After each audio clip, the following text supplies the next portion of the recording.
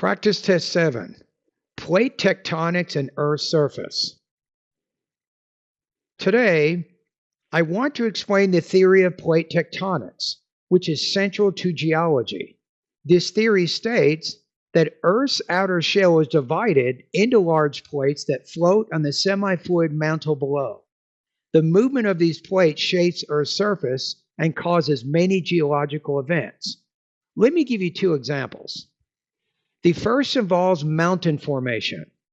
When two continental plates collide, the pressure forces the crust upward, creating mountain ranges.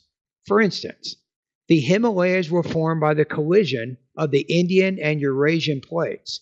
This process continues today, so the Himalayas are still rising.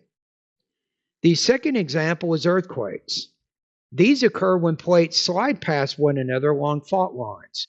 Pressure builds as the plates stick, and when they suddenly shift, the ground shakes. The San Andreas Fault in California is a classic example of this process. Movements along the fault cause frequent earthquakes in that region. Both of these examples, mountains and earthquakes, demonstrate how plate movements constantly reshape Earth's surface. Plate tectonics provides a framework to understand not only the physical landscape, but also natural hazards. The professor describes a theory of plate tectonics.